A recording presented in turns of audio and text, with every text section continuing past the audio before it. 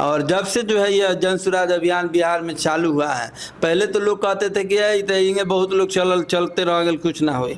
लेकिन जैसे जैसे जनता हमारी बातों को समझने लगी है और जिस तरह से जनता का रुझान जन सुराज में बढ़ने लगा है, ये सारे राजनीतिक दल, सारे पार्टी वाले और बिहार के सरकार में बैठे लोग डर गए हैं। और ये डर अच्छा लग रहा है, क्योंकि जनता का काम हो रहा है तो वे लोग डर रहे हैं, तो जनता को अच्छा लग रहा है, और डरेंगे तो और अच्छा लगेगा। सर, मुफ्त की चीज़ है, आपको कौन सी ऐसी ज़रूरी चीज़ है कि बिहार के हर एक नागरिक को मिलना चाहिए?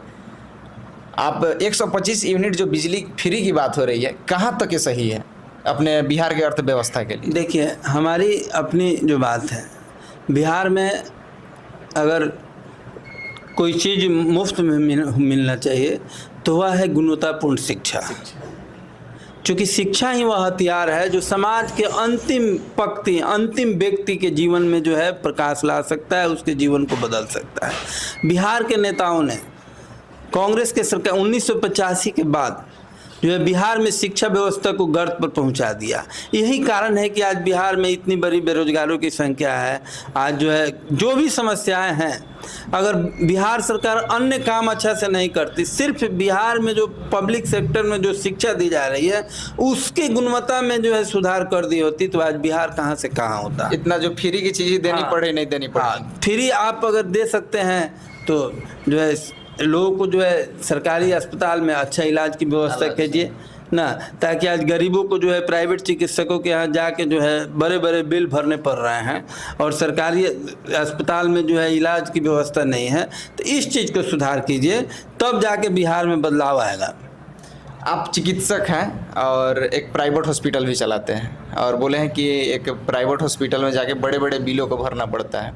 अगर जनता से डर गए हैं जी, बिहार की जनता से डर रहे हैं। जिन तरह से जन सुराज की सभाओं में प्रशांत किशोर जी की बिहार बदलाव सभा में जिस तरह से जन सैलाब उमड़ रहा है, जिस तरह से लोगों की भागीदारी हो रही है, ये सरकार और सरकार में बैठे लोग भी अब समझ रहे हैं कि अब जो है जनता को बहुत दिन तक जो है नज़रअंदाज नहीं किया जा सकता है। तो इसी का परिणाम है कि आज जो है 125 यूनिट बिजली फ्री हो रहा है, जो है वृद्धा पेंशन जो है बढ़ रहा है, और भी जो है जैसे आपने बोला रसोईया का, शिक्षा मित्र का, और भी कई लोगों का जो है सैलरी बढ़ रहा है। यही परिणाम है कि अब बिहार की जनता की आवाज़ जो है बिहार का बेटा श्री प्रशांत किशोर जी बने हैं।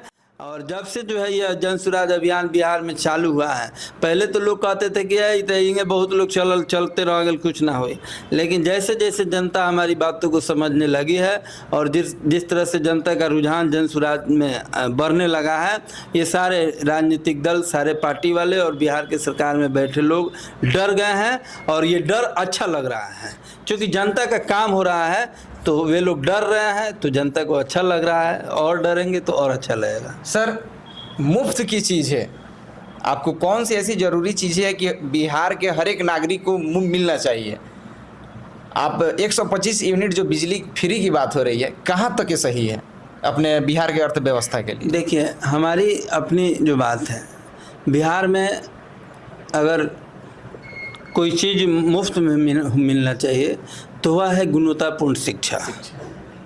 क्योंकि शिक्षा ही वह हथियार है जो समाज के अंतिम पंक्ति, अंतिम व्यक्ति के जीवन में जो है प्रकाश ला सकता है, उसके जीवन को बदल सकता है। बिहार के नेताओं ने, कांग्रेस के सरकार 1985 के बाद जो है बिहार में शिक्षा व्यवस्था को गर्त पर पहुंचा दिया। यही कारण है कि आज बिहार में इतनी बड़ी बेरोजगारों की संख्या है।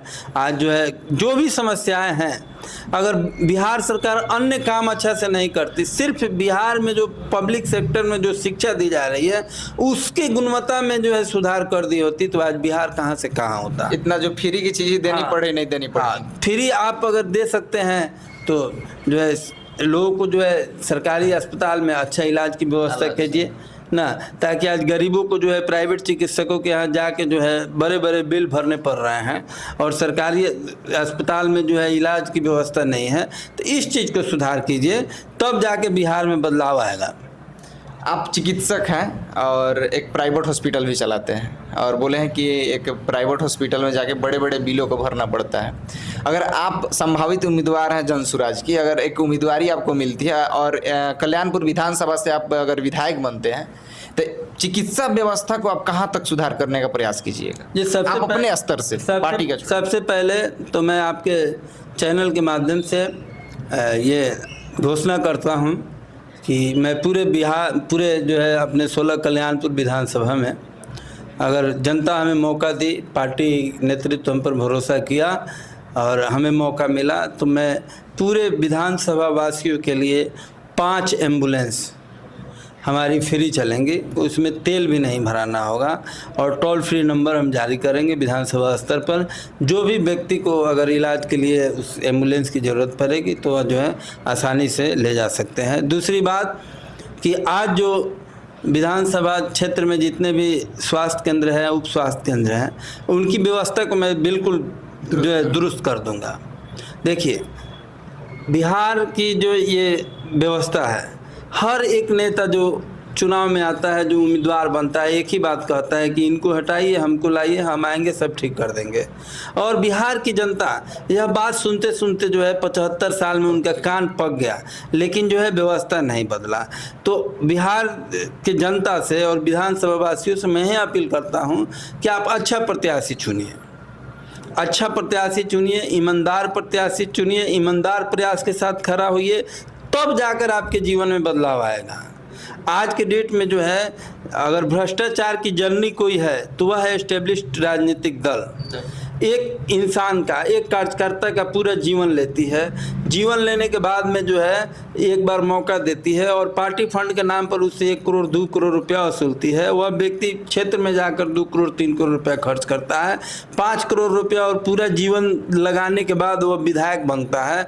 तो आप उससे जो है अच्छा क्या उम्मीद कर सकते हैं? वो तो पहले अपना जीवन में जितना है उसको रिकवर करेगा, पैसा रिकवर करेगा, तब न जनता के बारे में सोचेगा। जन स्वराज पार्टी उम्मीदवारी अगर देती है तो आपको क्या उम्मीद लगता है कि आप लोगों को टिकट फ्री में मिलेगी?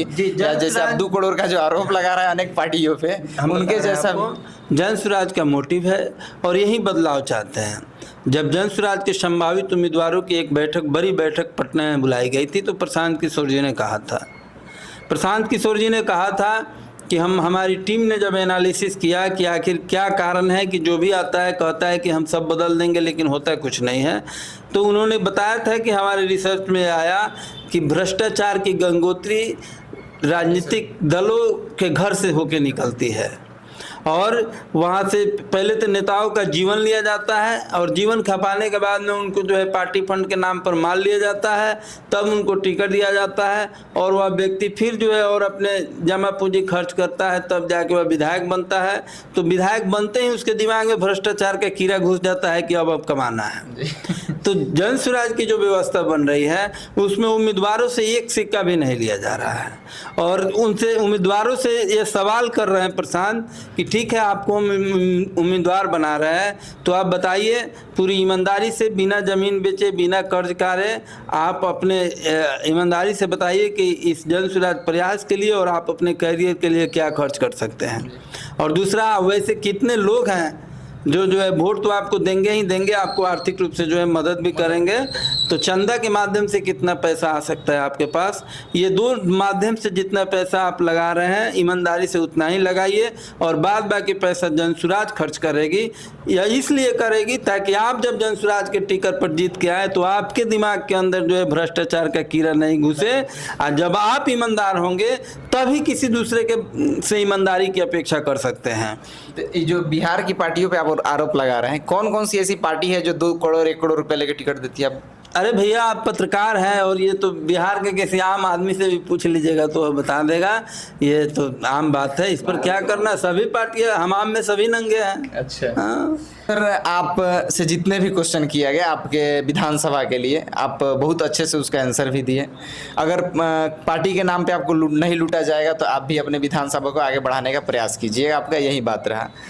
तो कल्याणपुर विधानसभा के जनता से निवेदन है कि अगर आप इस वीडियो को देख रहे हैं, जो पार्टी फंड के नाम पे जो उम्मीदवार से पैसा खर्चा कराती है, उम्मीदवार का कोई दोष नहीं होता है, वो जीतेंगे तो लूटेंगे ही, क्योंकि उनकी एक पूंजी इन्वेस्ट हुई रहती है, उसको कोई रिकवर करेगा ही। कोई बिजनेस करता है तो उससे मुनाफा ही कमाता है। तो आप इस चीज़ को एक चेंज कैसे कर सकते हैं, इस चीज़ को कैसे हटा सकते हैं, इसके बारे में सर बताएं और अच्छे उम्मीदवार को लाइएगा, तब ही आपके विधानसभा की विकास होगी, तब आपका विकास होगा।